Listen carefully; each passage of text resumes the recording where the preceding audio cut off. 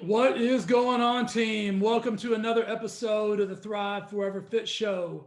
I'm your host, Jay Nixon. And as always, just in case you're a first time listener, the purpose of this show is about disruption, inspiration, and transformation. And today's show fits the bill on all of those.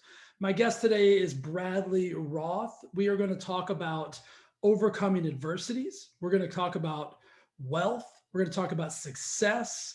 We're going to talk about legacy. We're going to talk about living your big vision life. Today's episode is going to be a game changer for you if you're anywhere in the realm of being ready to evolve into that next version of yourself. If you feel stuck, if you feel overwhelmed, if you feel challenged, our conversation today is going to help transform you. It's going to inspire you to actually take the knowledge and the resources that we're going to give you today and use them to transform into that version of yourself that you deserve and desire to be, that version of yourself that can do all the things that you were put here on this earth to do. All right, guys, get ready to be disrupted. Bradley and I are going to bring the heat. Here we go. Bradley Roth, thanks for joining the show, brother. How you doing? Doing great. Thanks for having me. Awesome, man. Dude, I'm excited about this call. I got some notes for you, done a little research on you, and I think this is going to be super cool. I want to start off with I want to get right to it if you don't care. Sure. You've got a podcast called Not Most People, and I love the name. I'm intrigued by the idea because I consider myself to be odd. I consider myself to be not like most people. So I want to dive into that a little bit. What concept, meaning, like why the name of that podcast, and tell me a little bit about it.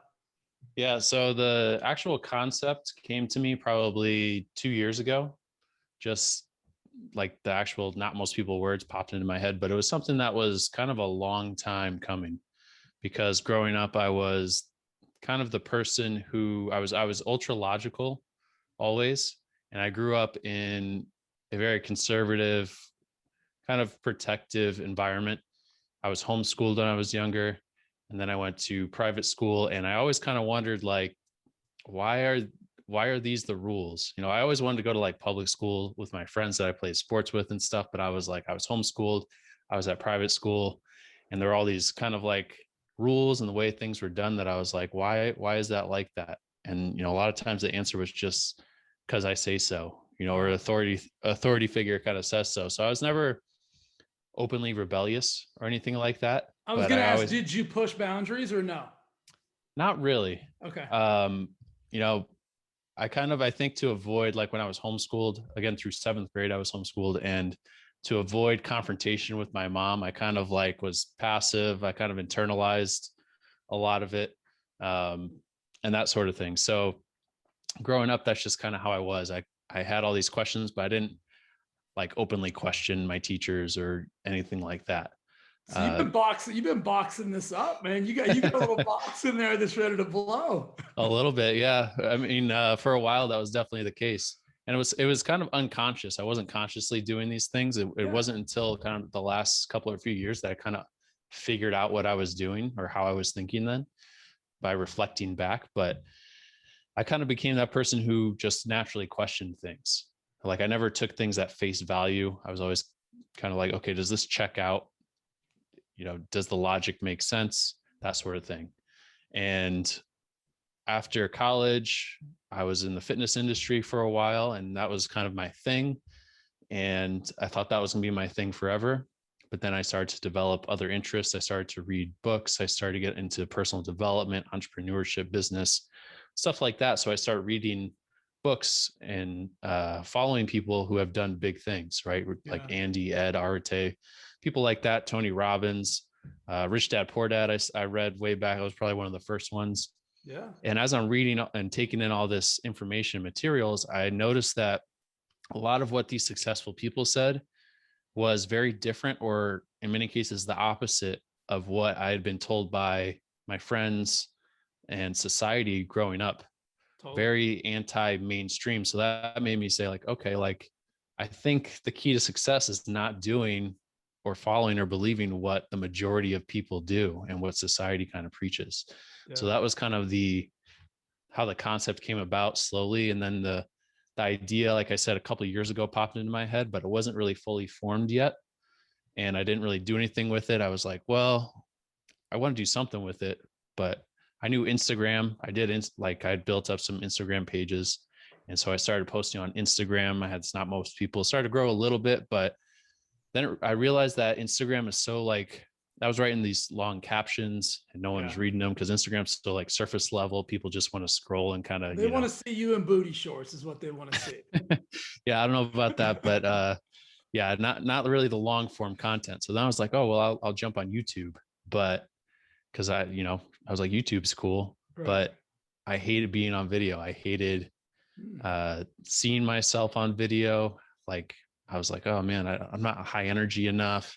I hated more than anything hearing my voice played back to me. Yeah. I was, I'm sure you know how that is a little bit, but I was like, oh, it's so nasally and monotone. And that kept me from moving forward with anything for like 2 years. And then I said I was going to blog because I was like, I like to write, so I can blog. I can hide behind the keyboard, and not do that. And then eventually I joined Arte, and I had started listening to podcasts. I had listened to Andy's podcast a lot, the MF CEO project, over the last few years. And it wasn't until I joined Arte though, and saw that all these people who weren't like, these big time influencers or celebrities had their own podcasts.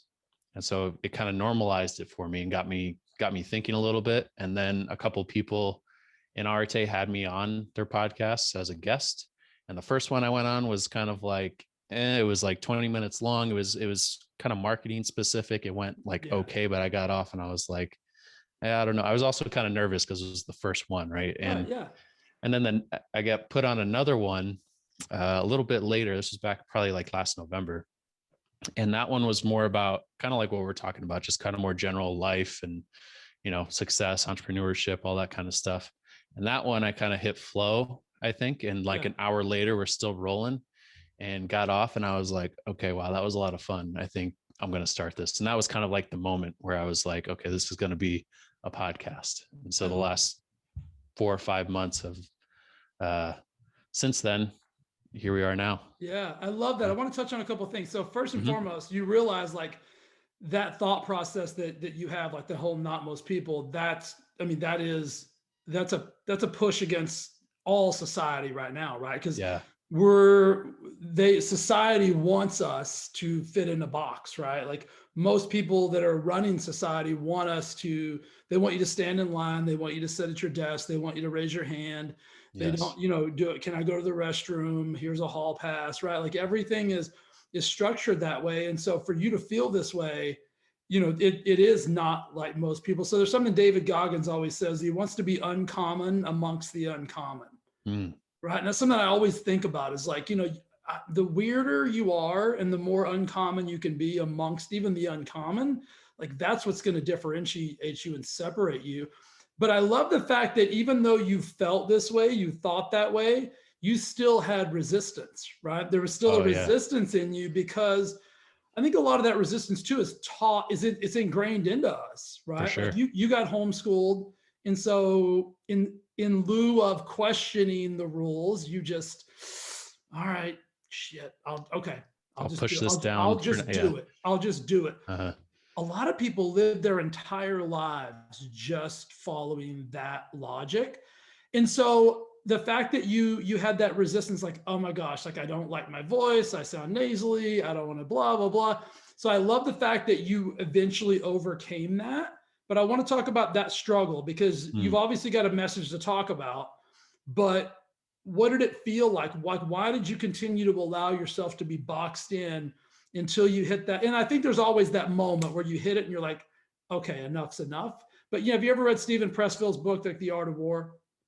Or the War of Art. Yeah, the War of Art. Yeah, the War of Art. So, who wrote The Art of War? That's anyway, another book. Sun Tzu or something like that. Yeah, Sun Tzu, which is also a good book if you're a reader. But he talks about just ship it, right? He talks about like that imposter syndrome, and I think we all struggle with that at some point. And everybody listening to this is either struggling with that currently or has struggled with it in the past. So, What was it about that? You said flow state, which I love that Mm. word. What was it about that triggered you to say, okay, I'm just going to freaking do this? It's interesting. I think it wasn't really that one moment that was like, oh, I went from all these kind of like repressed emotions or holding back to all of a sudden, like, I'm going for it. That was kind of the tipping point of a multitude of kind of points to get there. So like, again, growing up, it wasn't anything that I was conscious of that I was doing, right? Because when you're like a kid, a teenager, you don't understand that stuff on that level to be like, okay, like here's the emotion and here's how I'm dealing with it and all that stuff. So it wasn't until later on I started to kind of dig in and figure out about myself that like, and it's funny actually, because most people, I'm very even keel. I'm very kind of consistent energy. They never see me too high, too low, too angry, too sad. Right. And so, cause I kind of learned to, not feel certain emotions or kind of push them down. Yeah. And when I got to college and I started drinking, people like a whole new person would come out and people were like, who is this? I was like off the walls. I'm hyper. I'm talking to everyone. I don't shut up. And I kind of started to think that like, maybe that's a little bit more of like who I really am coming out once that, I mean, I know it's not like a healthy habit, but alcohol kind of taking that wall down a little bit. Right. And so I was like, I think there's something more in there kind of hiding. And that's why I probably drank a little more than I should have in college. Like most of us do, was to kind of bring out that, like, that Jekyll and Hyde that I had in there that wanted to come out. And then after college, I'm training at the gym and getting into the stuff. And I was still very kind of like held back. I was still afraid to put myself out there. And then I went to a Tony Robbins event back in 2018 with my fiance, was girlfriend at the time. And she thought I was crazy at first. I read his book and that kind of like gave me a bunch of light bulb moments. And I was like, I think I want to maybe check out these events. And she's like, I don't know, that sounds like a cult, And I was like, yeah, maybe. But we watched this Netflix documentary and she's like, okay, maybe, I kind of get it. And then she got me tickets for Christmas and we went together. Aww. Yeah, it was really cool. Like his main UPW is 4-day event. You fill the stadium, like 12,000 people. And we get there and like, everyone's like, woo, like high fiving us. And we're like, oh gosh, like, what do we get ourselves into? What happened? Yeah. She's like, I'm getting back on the plane. And I was like, just open mind, let's stick it out for a day. And, the first day they really break you out of your shell. He comes out, he has you do all these goofy things with other people. Yeah. And then like, it's a little bit more each day.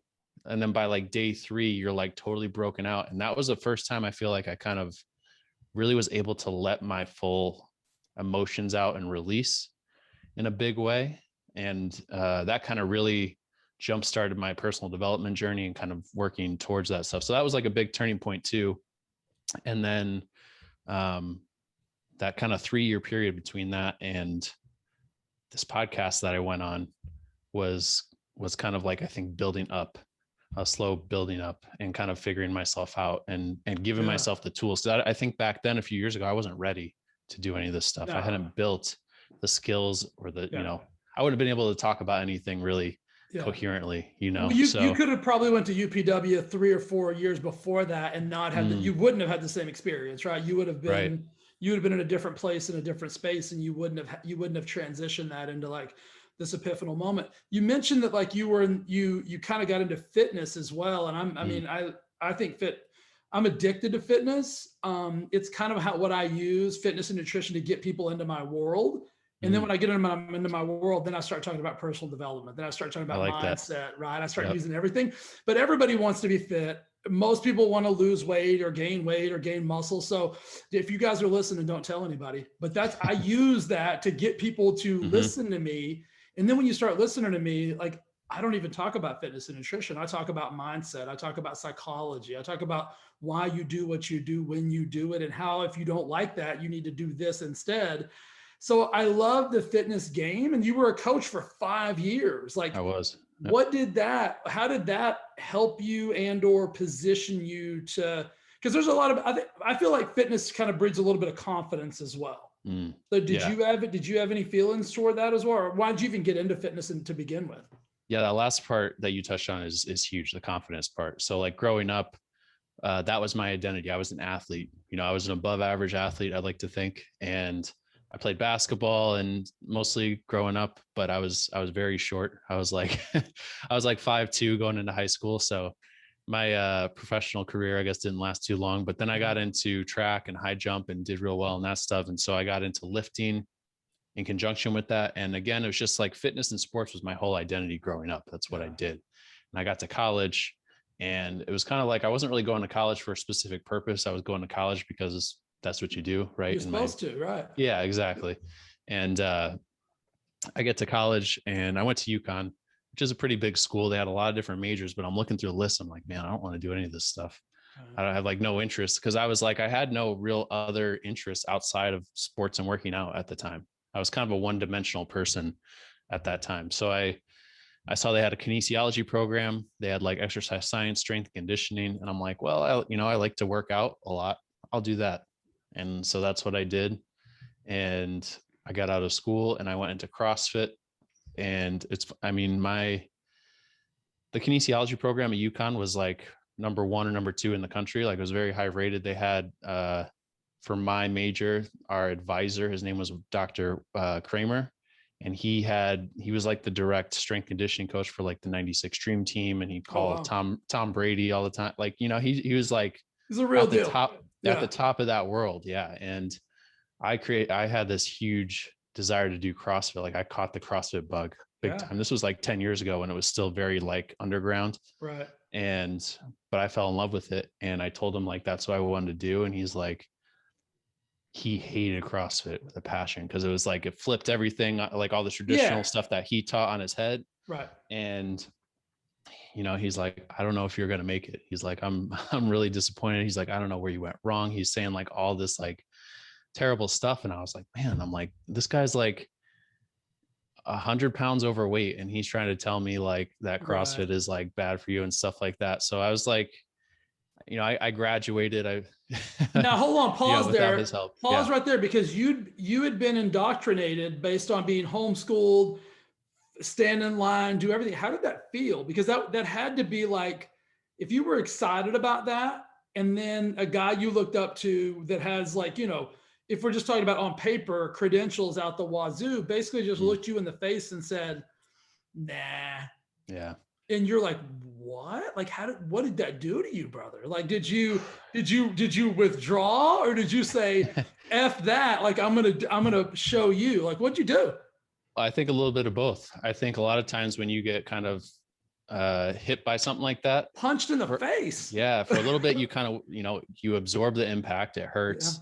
And then you regroup, you regather, and you say, screw that. I'm going to do what I'm going to do. Good for you. And I got out, and then I ended up getting a job at the gym right by my house. It was a great CrossFit gym. They're still in business, and they did things the right way. Like CrossFit's a very mixed bag. I tell people like CrossFit at this gym and CrossFit at this gym, totally different. It's not a franchise. And so you got to be careful. But these guys were doing things right, and they were right by my house. So I'm like, man, I got to work there after I graduate. I'm going to live at home and do that. And so I harassed the owners for, my senior year, every time I go home, I'd go in there and work out, and I'd say, oh, can I get an internship? Can I get a job? Whatever. And I was super persistent, and they gave me an internship, and they were like, yeah, we know, your stuff. We like that you have the degree and you're very enthusiastic and really into CrossFit and stuff. They're like, can you coach a class? And so I at that time, public speaking was my biggest fear in the world. Sure. Bar none. I'd never done it when I was homeschooled through high school and whatever. I struggled big time.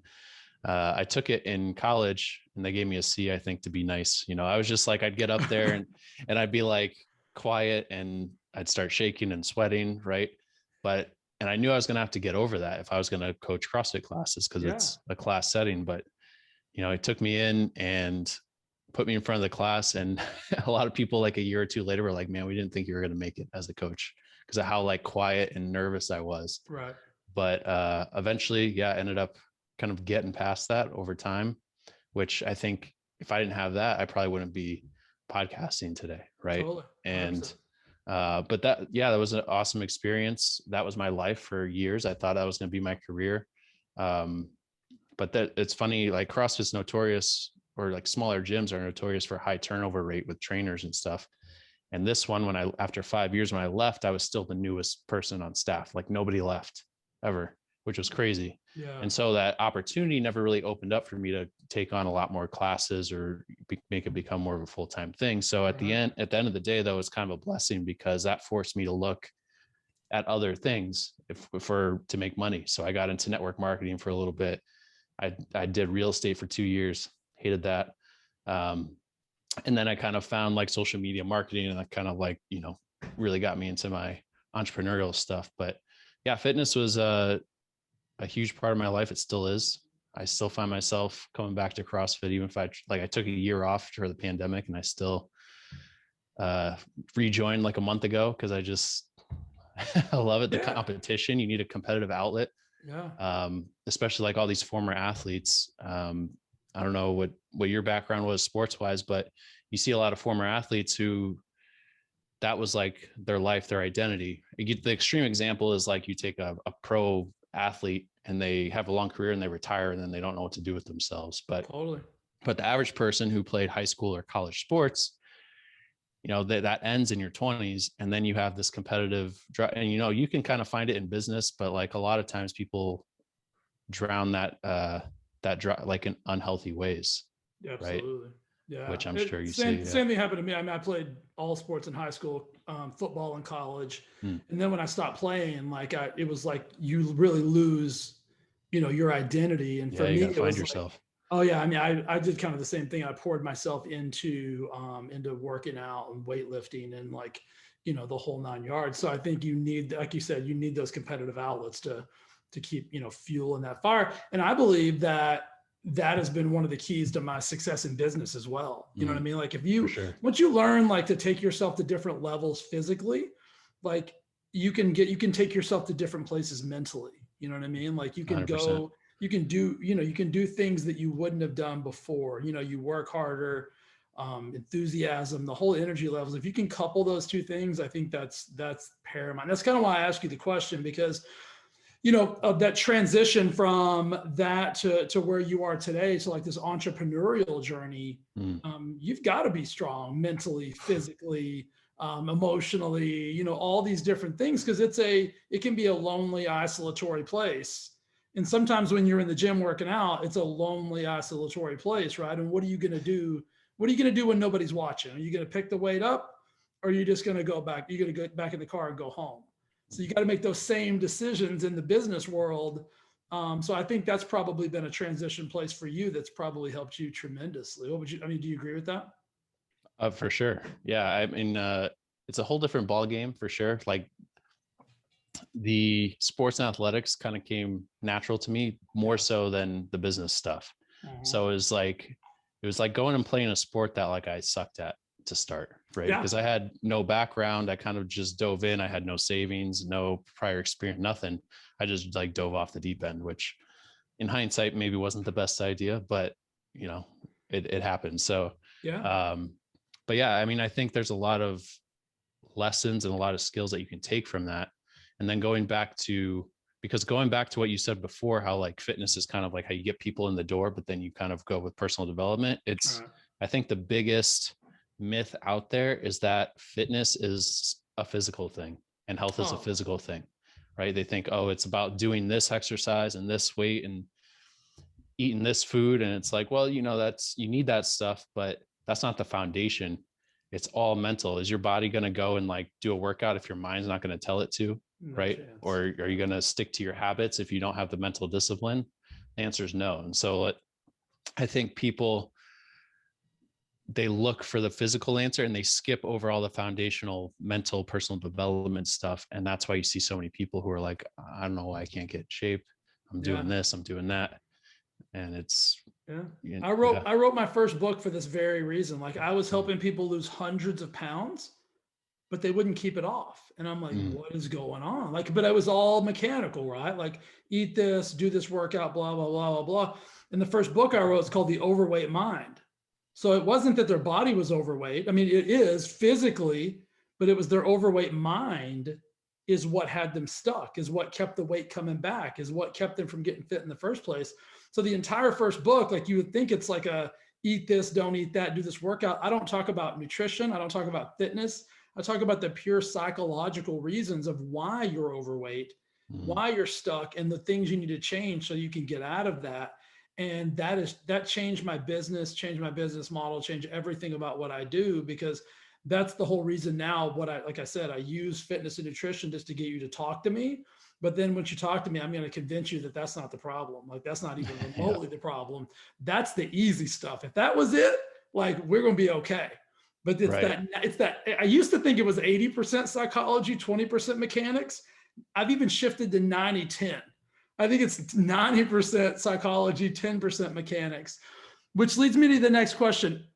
Not most people, right? I love the concept. I love the wording. I love the belief behind that. What is it about that? Like, what is it about that? What do you want to do with that? Right. Because it's a great podcast, right? I mean, I love the idea. I love that bringing people on and like, hey, let's talk about like how to be uncommon, how to do things differently. But what's the next level of that? Like, right. Is there a position that you want to put yourself into to get to there? For sure. Yeah. That's a great question. And that's something that right now, as I'm still kind of in the early stages, is I'm thinking about a lot. I love that. And, I think the biggest thing that I've realized is that I want to build like kind of like Arete, or I don't know if you know, like Tony Watley, what he does with 365 Driven, right? They have a community, and Arete is great because we find these like-minded people that are hard to find otherwise. And so what I want to do is kind of create a similar thing with Not Most People. At first I was like, oh, I'm just going to blog, I'm going to write books, and people are going to like listen to me and gain stuff from it. But I'm like, that's only half of the equation. The other half is creating a community and a place for all these like-minded people who are like, yeah, Not Most People, that really resonates with me, but like, I don't know anyone else who thinks that way. Right. And give them a place to connect and be like, okay, you're not alone. There are other people out there who are kind of totally different than all their friends or family, or want different things. And, that you're, again, being strange or being the odd one is you're not the only one. Absolutely. Right? Absolutely. I mean, I think, I talk about this all the time. Like, I'm obsessed, and I didn't just realize this, but I just did a whole training. So I've kind of got a group very similar to some of those you talked about. It's called the Thrive Forever Fit program. And it's the people that it's like the community of people who want more than the average person out there. Like, that's what I'm consistently talking about. But I realize that all I talk about with my friends, with Lori, with everybody, is I just talk about success. Like, I'm obsessed with success. And most people aren't like that. You know what I mean? So when you can find people that are obsessed with success and that want more of that, like, I'm a firm believer that, your obsessions become your possessions. Like, we've all heard that, right?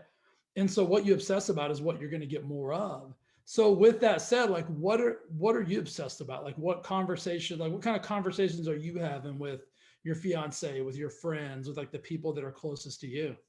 Ooh, that's a good one, actually, with my fiance. I mean, I've done a pretty good job. I think we talk about this is like a really recurring theme in the podcast, is your associations, right? Oh, totally. And who you interact with, right, is huge.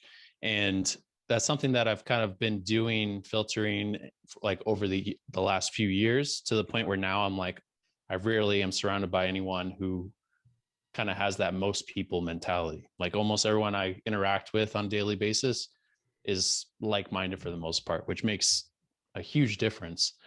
But my fiance, she's a nurse. So she works in the ER. She works, nursing is kind of a more traditional career, right? And she kind of wants out of it. But all her friends, they're like, oh, you're not, like, what do you mean you don't want to be a nurse forever? What do you mean you don't want to like go back to nurse practitioner school and like do that? What do you mean you don't want to like just live for the weekends? And so she's surrounded by that kind of like most people mentality. And then like I'm over here doing my thing, And so it's something we've been talking about a lot lately. And she's trying to like, on her days off, do personal development and kind of like work towards other future things. But she's always kind of like, then she's around her and her friends. So they're all great people. Like we still hang out with them and there's a time and a place for it. Right. But like, it's finding those other people and putting that other stuff into your mind. So it's this, for her, it's a good example because it's like this tug of war. And I think a lot of people experience that, whether it's their friends, their family, whatever, who are like, what do you mean you want to leave this, as a nurse? That's a great career. What are you thinking? And let her know she's not alone. I have several nurses, a couple of anesthesiologists, doctors that are in my program that feel the exact same way she does. So let her know that even in that field, again, and they all say the same thing. They're like, oh my gosh, Jay, it's so negative. It's so draining. It's so, you know what I mean? Like nobody's happy. She can't speak her mind about anything around COVID or whatever. No, everybody's tired. Everybody's this, everybody's that. So they feel the same way, and just let her know that it might be, my suggestion would be to get her to try to find a safe place outside of that where, if she's already doing it, kind of reading and doing all those things, get her to find a place that's safe for her to go and start her own like personal development kind of journey type thing. Cause I mean, she probably needs that, you know what I mean? Yeah. Maybe we'll have her check out your group. Yeah. To help her. Yeah. Now she, you guys started out, you told me this a little bit about, so she's a traveling nurse. So you guys actually went from Connecticut to South Carolina to now ending up in Scottsdale, which presents its own set of unique, I'd say, opportunities. And I think all challenges are opportunities, but so, you're not really, I always caution people, like you talked about the people you surround yourself with. Like if you're in your hometown, right? Like I call them your bar stool buddies, like the guys who are never leaving that town, but you know what I mean? They're never going to do anything other than sit on that same bar stool and tell the same stories. So you kind of got lucky in a way where she's like, hey bro, we got to go. And so you guys are like, go to South Carolina, Scottsdale, where you really don't know anybody. So you're kind of given the opportunity to kind of develop your own new circle, which how's that been for you? Because it is weird moving to a new town, and like, how have you kind of plugged yourself into the local community there? Is it through the Arte group? Yeah, I mean, there's a lot of answers to that question. It started, she's not a travel nurse anymore because we've been here for a couple of years now, but right. That was the plan. So we were like, I was getting out of real estate. I kind of had a deal go south that left a bad taste in my mouth, and was ready to kind of like put that behind me. I was starting to get into, I was starting to do my business, and I was still working at the gym. And I found that like, all these people were talking behind my back who I thought were my good friends, to her, because I was going out and I was doing something different. And so I just kind of like, I had the travel bug. That was probably the number one thing that made me want to do this, move all over. And I had chosen kind of a business to get into that allowed me to do that location freedom. And that was kind of like the tipping point when I heard that all these people was like, I expected them to be my biggest fans. And they were talking behind my back, even to her, like, what are you doing with him? Like, all like, she's like, you think I don't like tell him this, this right. stuff? Yeah, I'm not going to keep this between us. Yeah. So, so that kind of, that hurt a little bit. Right. And then, we were like, we want to see the country. Like, we love to travel. And so we head off to South Carolina. We spent 3 months there. It was great. We like, that Southern hospitality that you grew up with, we experienced that. It's for real. And then we liked that. But then it was January of 2019. So about just over 2 years ago now. And spot opened up at the Mayo Clinic out in Phoenix. And we were like, oh, we'd never been out there. We'd never been to Phoenix, but we were like, oh, it looks pretty nice. And they say it's like 70 in January. Like, that sounds better than freezing our butts off back home. So we we did a cross country road trip. We made like a week out of it. It was really cool. We ended up out here. I remember we drove in, we'd never been here before, and saw that it's not just like the Sahara Desert out here, like people think it is. Yeah. It was like palm trees and mountains and like no bugs or human. I was like, oh my gosh, it's amazing. And so we're like, okay, well, we're going to do our 3 months here. And then because we were like, we're going to go all these places over the course of a couple of years. So we spent 3 months we're like, well, there's still a lot more to see and do here that we haven't done yet. Let's make it 6 months. 6 months rolls around. We say that at 9 months. And then by 9 months, we had friends. Yeah. And we were like, let's just stay here for a while. And so we've been here since. But it's really cool being able to, kind of have that fresh start. And it's not like, and this is one of those things that when associations come up all the time in the podcast, I think the average person thinks that it means they have to just like sever ties and like say, oh, sorry, dude, like I can't talk to you anymore. You're not successful enough. And like, that's not it at all. Like I didn't burn any real bridges over time. It's just, you kind of, you distance a little more and then you draw yourself more to other people. So coming out here, I didn't know anyone. So I was working at home. So I just started going to random like networking events and stuff like that and meeting some people there and kind of like slowly working my way into the entrepreneurial kind of sphere.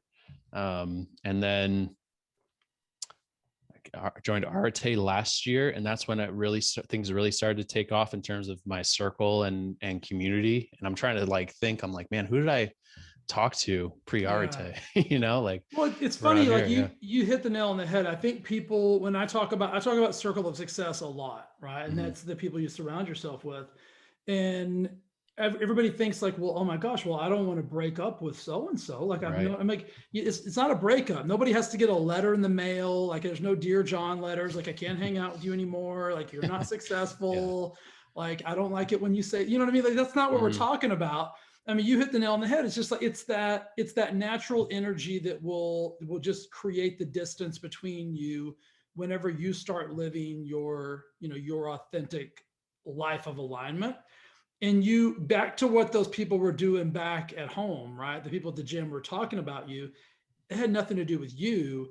It was the fact that you were expanding and evolving, and that simply just made them uncomfortable. And when people get uncomfortable, our normal human nature is to, well, that makes me feel uncomfortable, so I'm going to have to just talk shit about something, right? And so they can't see that deficit that they're feeling inside themselves, so they have to push that back. So anybody who's listening, who's experiencing that, first and foremost, understand that it really has nothing to do with you. You're doing the right thing. All you've done is you've uncovered an insecurity inside of them that they can't fathom it, and they can't understand how to work through it. And so the natural reaction is to try to bring you back down, or to try to, in your case, try to bring your girlfriend / fiance back down to create that rift between you guys. Human beings, for some reason, like we love to create conflict.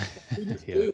It's like it's ingrained in our DNA. And the further you can move away from that, the better your life and everybody's life around you is going to be. I think everything you said is so right in alignment with the next question that I'm going to ask you, but I'm going to ask it anyway. Could I add one more thing about that? Yeah, go ahead. Too? Absolutely. Yeah. So, I mean, a great episode that kind of talks about that topic on Real AF that Andy talks about. It's called Crabs in a Bucket. Oh, right? absolutely. About how kind of like one crab will try and crawl out of the bucket, and all the other ones are like, what are you doing? Like going that way, come back, and they'll pull them down. Yeah. Right. So that's a little expansion on that. But then on the flip side of like distancing yourself from negative things, a lot of people are like, okay, that's cool, but like, where do I find like-minded people? Because I know for me, when I moved out here, when I was working at the gym, I was like, I don't know where to find people who think like me, or, that sort of thing, or how do I find my new tribe? And I would say you gotta, I mean, the simple answer is you gotta start looking.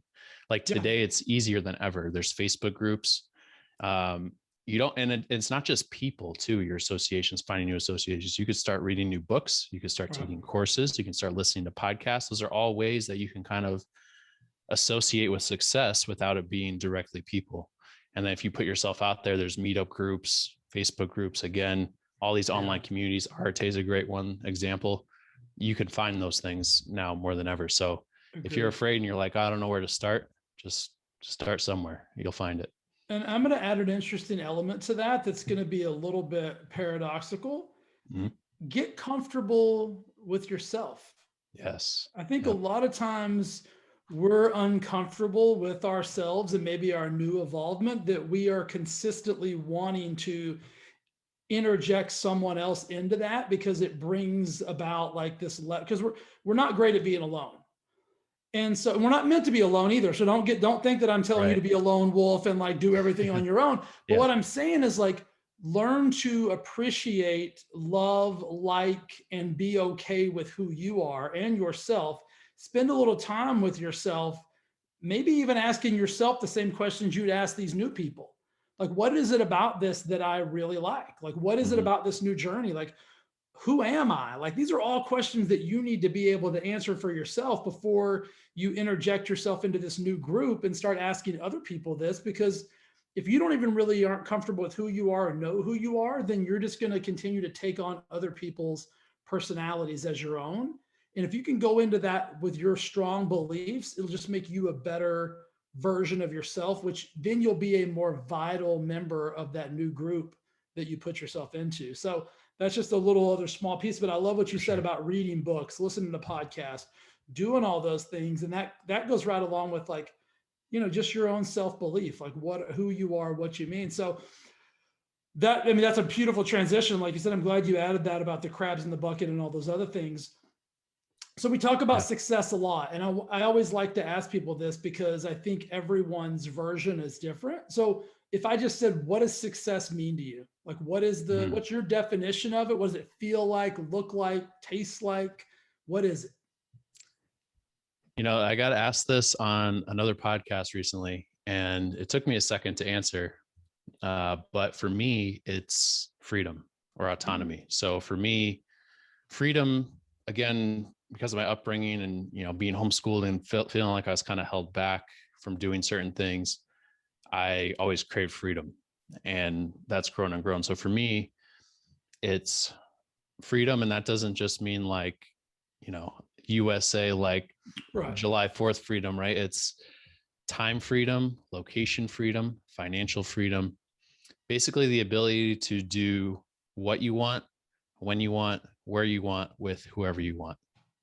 And if you were to sum that all into one word, it's autonomy, right? And people want to be autonomous, most people at some level, but a lot of times they get kind of sucked into the group and wanting to be accepted, and that pulls away from their ability to be autonomous. So again, it's a very not most people concept, autonomy. Because think about like through most of human history, most people had a lot of autonomy. You live in this little group, you wake up, you don't have bills or like debt, or you don't have to punch a clock. It's like you wake up, you do what you got to survive, you relax for the rest, and then you don't, maybe they had anxiety and depression and ADD and all this stuff back in the day, but I would guarantee it's a whole lot less without kind of modern things in our life. So for me, it's autonomy and being able to almost, kind of have modern life and all the things that it offers, but live a life kind of like people did way back when, where, there's way less obligations and way less busyness and stress and all those kind of modern things that have been brought about. I like it. Okay, next question. And that leads me into a perfect transition. What are you doing to create that for yourself right now? Like what do you have a routine? Do you have steps? Do you have a checklist? You got a plan? What are you doing? Yeah, that's an interesting question because I'm like naturally a very unstructured person. Like if you leave me to my own devices, I'll just kind of wander around and like do 80 different things during the day. So I've built in a lot of structure because I know that I need a certain amount to progress forward steadily. And so in terms of how I'm creating that freedom, like for me, I noticed that time and location freedom are huge for me. So I've probably sacrificed a lot of money making opportunities because I feel like it'll take away from my freedom. So like right now I get up, I have a couple clients, but for the most part, I am free to structure my day or my week and spend my time however I want. Right. And once I tasted that, I don't think I can ever give that up fully. Yeah. And so that kind of keeps me from taking on things that I think are going to cut down on that freedom. So it's kind of a double-edged sword where, are you giving up too much to have this freedom? But at the end of the day, if I can kind of be in control of my time, that's everything for me. Well, that's in time is really the one thing that is, you It's the can't most create, finite you resource. can't, Yeah. you can't create more of it. Hmm. And so I think I'm glad you said exactly what you said, because when we talk about freedom, right? You said, I want time, I want freedom, location, money, blah, blah, blah. The number one thing that most people think about is, what? Oh, I got to make all this money, right? Like that's the number one thing people think. Well, I can't have Hmm. any of that unless I have, and I'm sure for some people, like a dollar amount went into their brain. Like I have to make $1 million, right? Hmm. Whatever that might be. So I think what Bradley said is so key for defining freedom. It doesn't mean the same thing to everybody. Right. So and like what he said is like his time is more valuable to him at this stage of his life than the monetary gain of taking away from that time. So I Hmm. always use the word wealth, and I think when I say the word wealth, people think, oh, rich, right? You want to be rich, and I'm like, Hmm. well, maybe, but that's not what wealth means to me. Wealth to me means exactly what you're talking about. I think a wealthy person is someone who has the freedom, like you talked about, because you and I are exactly the same way in that. If somebody said, Jay, what's your number one? Why do you do what you do? And it's always say the freedom of choice. Hmm. And the freedom of choice to me means, like you said, it's my time, it's who I spend my time with, it's where I'm at, it's all of those things. And so don't get caught up in this belief system. Gary Vee said something a long time ago, and Gary Vee is a little bit of a wildcat, but he said something. Yeah. He's like, listen, if you live in your parents' basement and you play video games all day and you make $30,000 a year working at Home Depot or wherever it is you work, and you love that life, you won. Like you Hmm. you won you won the lottery. Like you hit the jackpot. Like if that's the life you're living and it's the life you want to live, then game over. Like you don't need to do anything else. But if Right. you're living that life and you dread it, Hmm. then it's time to make those different decisions. And it's not always predicated on money. It's not always predicated on time. For you, it could be something totally different than what it is for Bradley or what it is for me. So I just like to put that out there so that people don't try to define freedom in our language, because it's not the same for you. It's not the same for Bradley. It's not the same for me.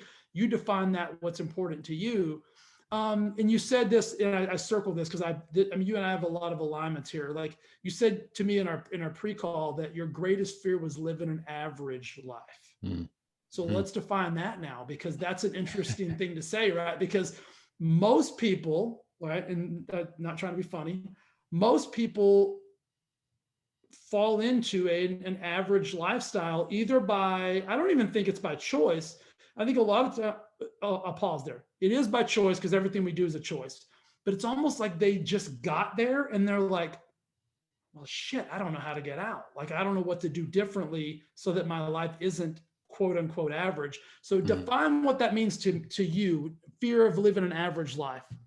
Yeah, I think and it ties into what the last part that you said, like people are like, how did I end up here? And I think the biggest part of that is people who define their life and set a course and set a path versus the people who kind of drift. And Tony Robbins uses the analogy like a lot of people are just kind of like they're on this river and they're on a raft and they're just kind of floating and like seeing what happens. Maybe they crash into the rocks, maybe they go off a waterfall, but they're just kind of along for the ride. Whereas you have these other people who, they say, I'm going to control this. They take their paddle, they know where they're going. It's kind of like you could use this another metaphor is like driving somewhere. Like people don't just like get in a car and just drive and hope Right. they land somewhere that they like, but they do that in life. They don't set a destination. They don't say, okay, here's where I want to go, and then chart a course to get there. And so if you don't define that, if you don't take control of that, you're going to end up somewhere within the realm of average by default, unless you are, super lucky or whatever. But, uh, society, like the example, the crabs in the bucket, people are going to pull you towards average if you're not actively fighting against that towards something else. Yeah. And so, I mean, in terms of what I consider an average life for me would be someone who lives for the weekends, someone who gets by, someone who doesn't really have a lot of that time freedom, someone who's not really inspired or wakes up with a lot of juice, you know, all of those things that you kind of if you picture that like stereotypical, like put on a suit and tie, drive to work, punch the clock, come home, do it over and over again, and take 2 weeks vacation a year, that's kind of, not to hate on anyone, but that's what I consider to be No. average. Yeah. And that, Yeah, let's yeah, pause. I don't yep, think we're not saying someone who lives that lifestyle is a bad person, is a right. dummy, is anything. It's Hmm. just let's be honest here. Like this podcast is very real. You guys know I believe about disruption. It's a very factual, true statement. So I mean, go ahead and finish that. But I think you're right. It's not to hate on anybody, but it's like if you don't love that, if you're doing that and you don't love it, listen to exactly what Bradley's saying. Like it doesn't always have to, because most people will stay there. Why? Yeah. Most Why do people you think? stay there because it's comfortable Well, it's because and they feel security. like they're financially bound there, Yeah. or they Yeah. feel financially stuck because they're probably living paycheck to paycheck. They're Hmm. probably they probably don't have enough money to incur a major life event, and they Yeah. think to themselves, "Well, I can't do that because if I do, and then this happens, my family will suffer." Yeah. And then most likely somewhere along that way, if they weren't really that happy with what they were doing, they probably bought the nicest house that they could at the top of their budget Yeah. to feel good. They bought a nice car that they maybe could or couldn't afford, and now they have all these obligations, financial obligations that, again, they kind of tie you to. So it's kind of like a prison of your own design in some ways And the, financially. and the truth And is, you're already suffering, mhm, right? Your yeah, family's already suffering. You've just got so comfortable with the suffrage that it's your new normal, and you don't even realize that it's suffering anymore. And yeah, so, what you're saying is magical. I love it because I'll tell people all the time, like for me, the average life is I consider myself to be unemployable, meaning like same. I could never sit at a desk and have Mr. Smith come in and be like, Jay, what are you going to do today? And then walk me through your day. Like, I'm gonna walk you right out of my day is what I'm about to do. Yeah, and Yeah. so I just think of in the same kind of like vein that you did. Mhm. Um, so I'm gonna ask you a different version of the same question. Okay. What are you doing to avoid living that average life on a daily basis? I think the biggest thing, and it comes back to what we were saying earlier, is I'm refusing to take the safe way out and go get the normal job. Mhm. I would much rather kind of struggle along financially for a bit and then have that breakthrough and create and design the life that I want, that non-average life, than settle. And so it's, again, Ed talks about this. He says, refusing to be bought. Like, can your success or your freedom or your happiness be bought? And that for most people, it can. Yeah. And for me, maybe there is that point where it could Well, be bought, I can but be bought, but oh yeah, it's gonna be a yeah, lot but of I haven't found it money. yet. I haven't found it yet. If someone walked in and said, "Hey, you got to work this regular job. I'll give you $500,000 a year." Yeah, I'm probably going to take it. But at a certain point, Right. it's how much do you want it, Yeah. right? And most people, I think most people haven't tasted the time freedom that you and I have. Yeah. And it's like, once you taste that again, it's real hard to go back. It's like letting someone out of their cage and then tell them, "Oh no, you got to get back in." It's the sweetest juice you've ever drank. It's unbelievable because let's be honest, you can create more money. You Hmm. can create more items, you can do more things, but you cannot replace that time freedom. You said something, I got to ask about it because you said I'm willing to suffer a little bit right now in so I can get to that breakthrough. Mm. I'm big on visualization and knowing what it looks like. Maybe not knowing how I'm going to get the breakthrough, but knowing what the breakthrough Yeah. is, if that makes sense to you. Like, Hmm. do you can you see the breakthrough? Can you feel it? Or is there a thing that you can, how do you define that? That's interesting. Because visualization is something I do all the time, but Uh-huh. I'd struggle with it. I'm not like, I don't know, my mentality is just, some days I can kind of feel it and other days not at all. It kind of comes and goes. It's one of those things I'm working on. But yeah, how do I define when I get to that point? I would say, like, right now, because again, I've decided to kind of take this different path, and I jumped into business with no savings or anything like that. Yeah. I kind of dug myself a bit of a hole of debt and, stuff like that I'm working out of. But I think once I've made it, it's when I still have that time freedom. And I also have the financial freedom to now, for me, the big thing that I'm working towards is being able to travel the world for like an extended period. Okay. So like a year or two after we get married. And Do right you now, visualize that? oh yeah, all the time. I visualize myself booking the flights and Okay. leaving. I visualize myself paying off the final credit card balance. Love it. I visualize myself going to different countries.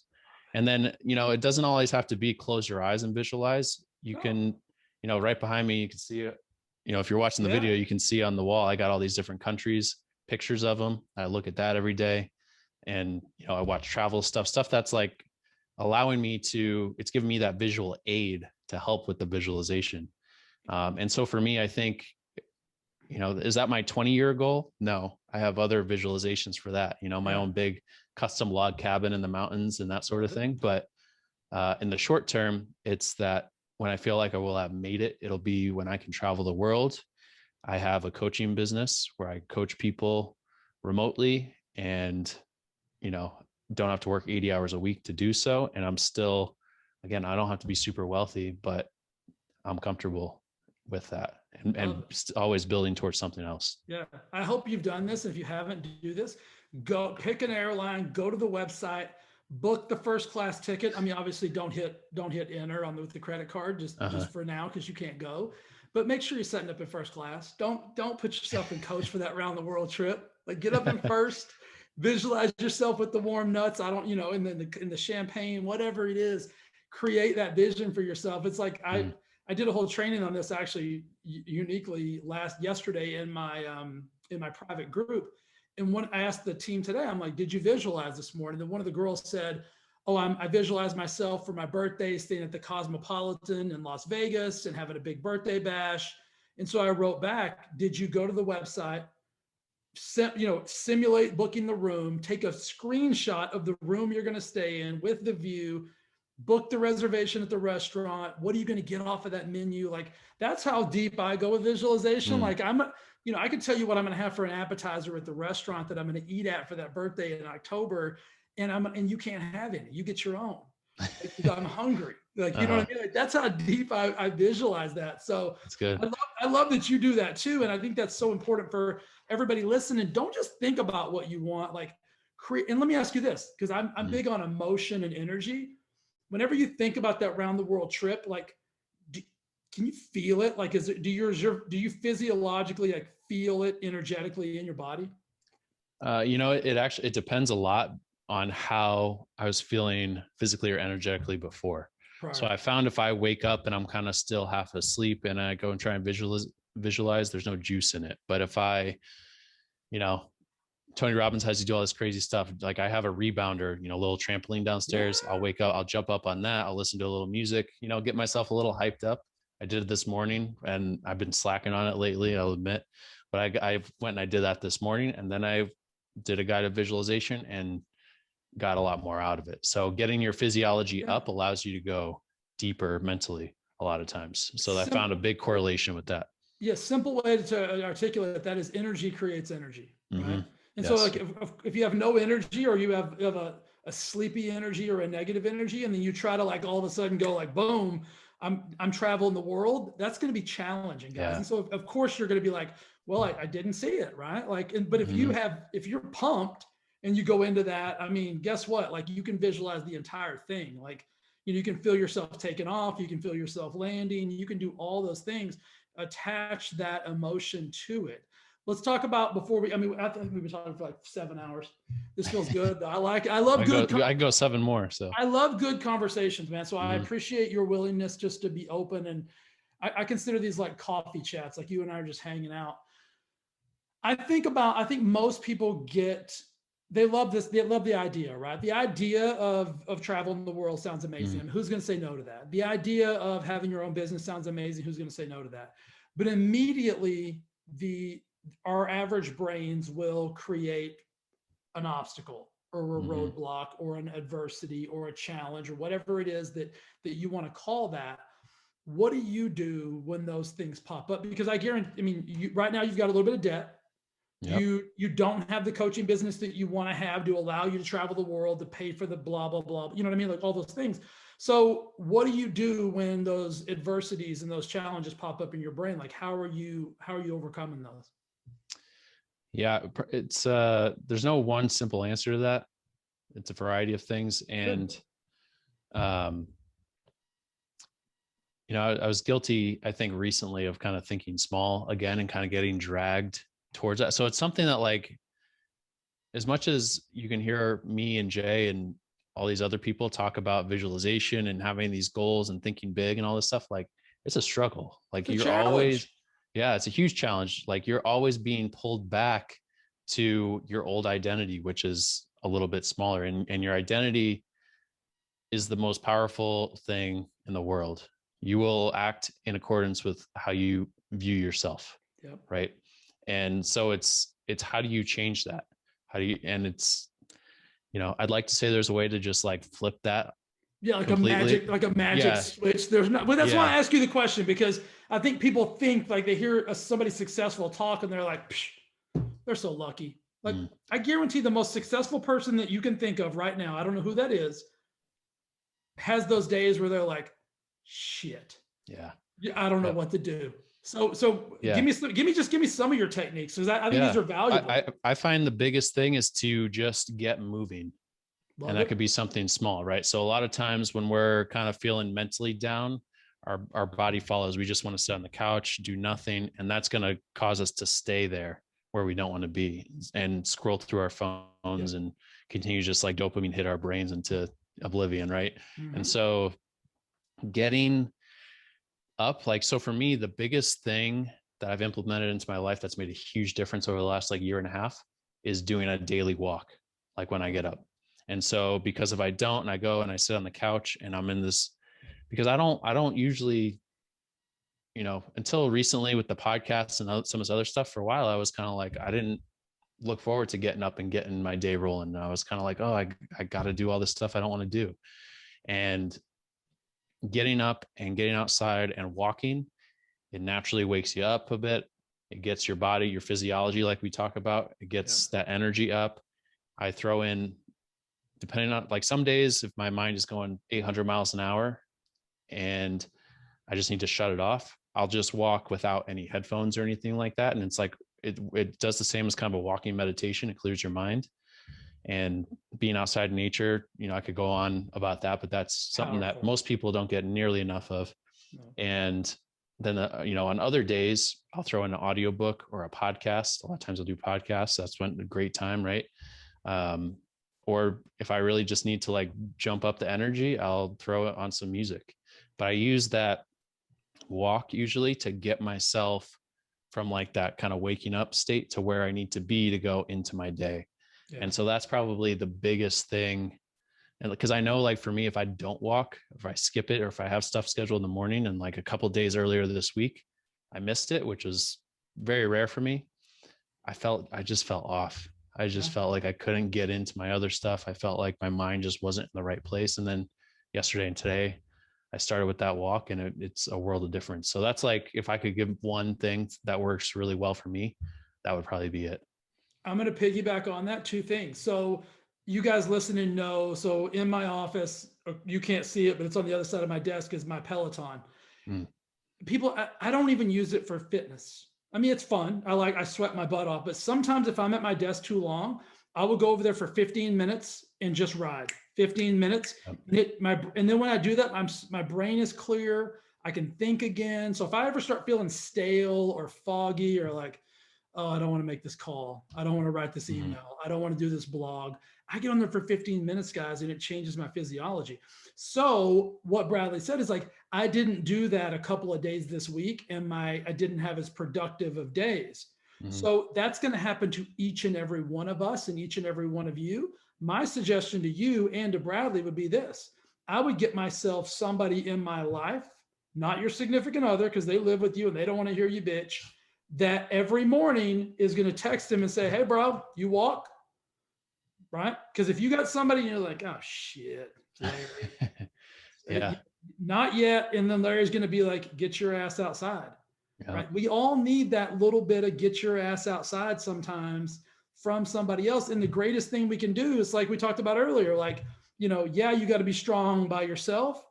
Nobody is strong enough by themselves. I don't care who, like I said, I'll go back to that most successful person.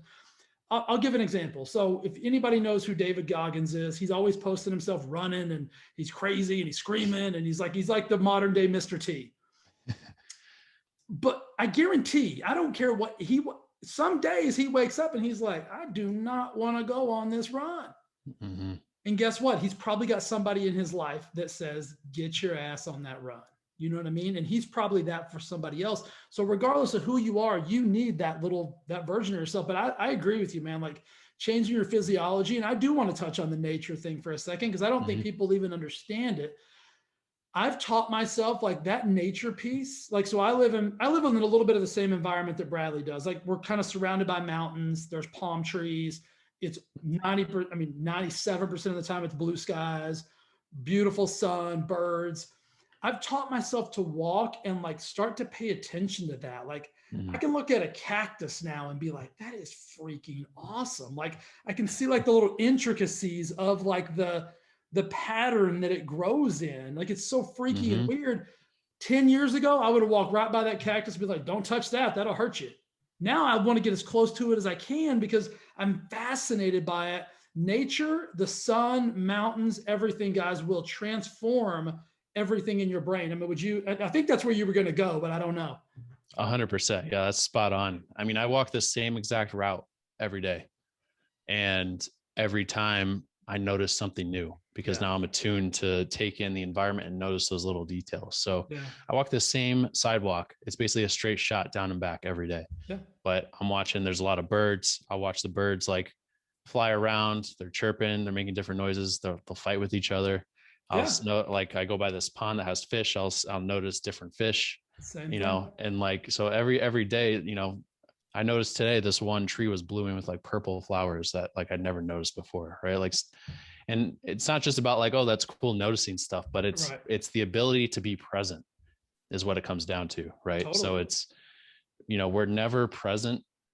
Most people are never present when you're in front of a desk or you're in social media and you're being pulled away to all these things and you're thinking about the future. But when you're in nature and you're looking at your surroundings, you can't be anywhere but present, really. And it takes a little while to get there. Like, for a lot of times, for the first 10 minutes of my walk, my mind is still, racing. And then by the end, it settles down a little bit. And then a bigger example of that was like just this past week, I went on a camping trip with my dad. He flew in from across the country. We went on like a guy's trip. It was awesome. And we ended up, it wasn't planned, but we took off. We didn't have a campsite booked. And we were just like, we're going to go to this area and we're going to find one. So we did. And it happened to be the best thing ever. There was no service at the campsite. Perfect. And so we had to, you could get it if you drove 5 or 10 minutes, which we do like once a day, just kind of check up on stuff. But by like the third day, you didn't even want to, and the first night we were there 4 nights, 4 days basically. And the first day and night, couldn't sleep. It was also freezing and my dad was snoring real loud in the tent, which didn't help. But my mind was, I couldn't shut off. I was like, oh my gosh, like, how am I going to spend 3 more days out here? I got so much stuff to do back home. Second day, same thing. Didn't sleep well. Got so much on my mind, but a little bit less than the first day. By days 3 and 4, I had finally disconnected. I was able to be fully present, relax, and came back just like in a whole new headspace. And so I think people need that. Even when people go on vacation these days, they're going to like this, you go to a resort or you go to a hotel and you're still fully connected and you come back and like you maybe feel like you disconnected a little bit, but most people go on vacation. They're still like, oh, I'm still checking my emails all the time. You need a vacation from your vacation. Yes, exactly. Something, I love that. And so I love to give, I'm a big analogy. The more you get to know me, Bradley, you'll know like this guy's got an analogy for everything or like a story. Love it. But I think the key to what Bradley said is like, and so not everybody can go on that 4-day trip out in the wilderness. We get that. We totally understand that. Not everybody, there's a cat. Yes, you can. But you may not think you've got that time to get up and go on that morning walk before work and whatever. So here, I'm going to give you guys another suggestion. So every Friday, Lori, my significant other, and I, We both take off the morning for work. Like we'll get up, we'll have our coffee, we'll do our normal emails and whatever. But about 6 o'clock, we drive to this really cool place and we go for like an hour to hour and a half walk. It's the same walk every Friday, but there's a pond with ducks and there's trees and rabbits and everything. We do that every single Friday. We call it our date day. And we schedule that in. It's non-negotiable, right? Like if you want to book a call with me from like 6 to 9 on Friday, it's just not available. I don't care who you are. Tony Robbins could call and I'm not available. And I'm being dead serious about that. Like it's a non-negotiable for us because it does a couple things. We get to connect with each other and it's that nature thing. Like, and we do the same walk, like you said, but every time there's something new. Every time is that even a duck? Like, I don't even know what kind of bird that is. And we'll sit and watch these birds on this weird little pond, like goes complete. I mean, it's the craziest thing. It's like, this guy's so weird. They'll go completely underwater. And I'm like, what's he doing? How is he going to stay there? Like, I'm fascinated. Mm-hmm. And so it's not just, you said this, it's being present, but it's also learning how to see the beauty in like everything around us. Like we're force-fed negativity. We're force-fed pain. We're force-fed death and drama and destruction and you name it. We're force-fed that. Like it's very challenging to find something that doesn't contain that.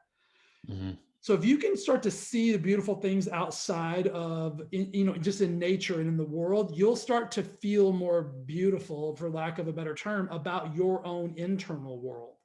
Because right now, a lot of us our internal worlds feel just messy and emotional and overwhelmed and chaotic. I could watch a bird for 10 minutes, man, and I don't feel anything except for like, that is freaking awesome. Like it's the coolest thing, right? Yeah. And just that 10 minutes makes me so freaking happy. And so if you can give yourself that, I promise you the benefits exponential, way more than the physicality of the walk. Like that's good for you too. But it's the mental nature of what you guys are going to get out of that. Dude, this has been one of my favorite conversations that I've had on the podcast in a very long time. But I want to finish with like because I think what you're doing is awesome. I love your energy. I love your enthusiasm. You're 29 years old. I wish at 29 I was where you are, because I was still doing the corpo thing. I had the tie on, the company car, like getting up every day, like, oh shit. So I'm proud of you for taking this leap. I'm proud of you for being brave enough to know that you're not where you want to be, but you're damn sure not going to give up until you get there. But I want you've already kind of talked this a little bit about this, but I want you to talk about your big vision right now. And you've kind of talked about travel in the world, but that's not going to last forever. Like what's the impact? Right? Because I think we're all here for something. So what's the impact that you want to start doing now, but that could grow into something that you can't even remotely conceive? Because I think most people think I've got to be so successful before I can make an impact. And I think that's the biggest crock of shit on the planet. I think no matter where you are in life, you're already making an impact. You just don't know it. So what's the impact that you want to put on the world right now? Yeah. Well, first off, I just want to say thank you for saying all that. That means a lot. And this has been a super fun conversation for me too. Cool. But yeah, in terms of that big vision, I think it was and this is something that again has come up as a theme in my podcast, people I've talked to. So I found that I think it was a Tony Robbins event, again, a virtual one in this past year that I was at. And he talked about how your purpose is never about you, it's about other people. And I think I'd heard it before. And obviously going to his events, I'm sure I did. But for some reason, it stuck and it hit at that point. I think this was maybe back in like September, October. And from then on, I was like, man, like, I think I've been trying to do all these things for myself to try and make myself money and give myself these things. And it wasn't other people first. And that's why I've struggled in some ways. And so I realized that, in terms of, you look at people out there who are fulfilled, right? Or who are truly happy, who feel like they kind of found their purpose in life. It always has to do with something bigger than them or someone outside of themselves. And I know that sounds cliche, and that was something that, again, I'd heard 1,000 times before I really internalized it and realized the truth of it. But everyone you look at, it's like what you're doing. You probably get so much more out of what you do for others than what you get out of it for yourself, right? 100%. Like money wise and stuff. And So it's only cliche until you experience it. And then I promise you it's not cliche anymore. It's like I just got cold chills when you said that, because that's it's an epiphanal thing that I want you guys to really listen to what Bradley's saying here.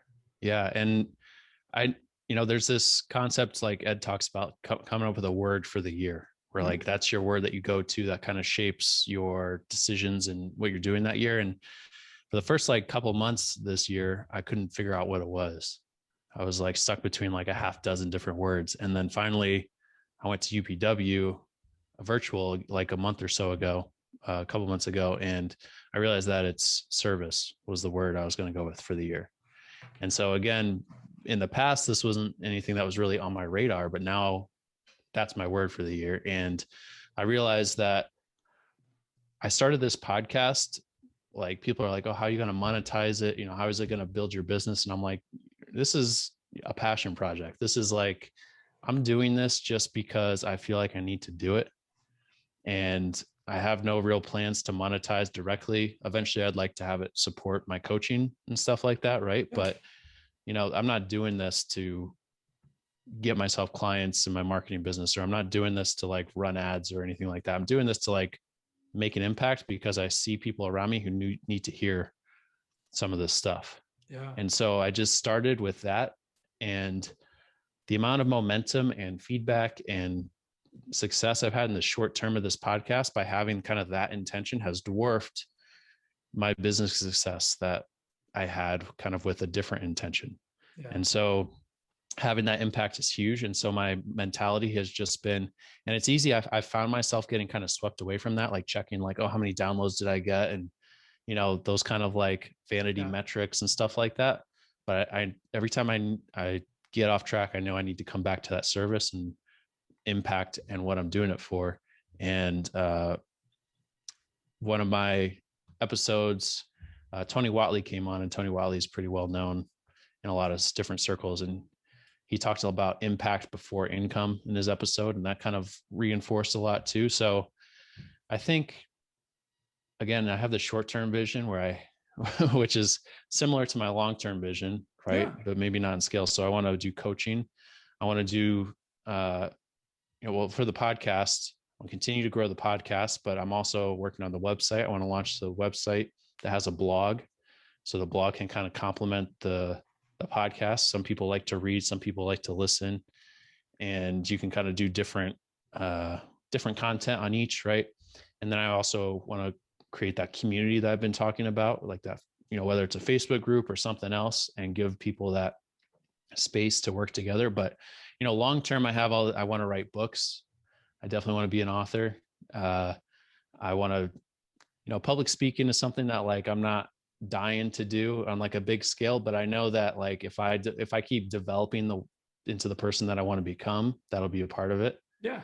And then, having masterminds, group coaching, individual coaching soon. I want to focus on health and relationship coaching for busy entrepreneurs, because a lot of times if you're working hard in your business and you're making money, it's really easy for that to kind of take over your life, and the health and the relationships can slide really easily. So, and that's a big pain point for people. And a couple of areas where I feel like I've had a lot of success at this point, not to, sound like, oh, I've got it all figured out, but where I know I can help people. Yeah. And so, long-term, I just see not most people, and I have kind of other similar ideas in my head, but creating just like continuing to grow that impact over time.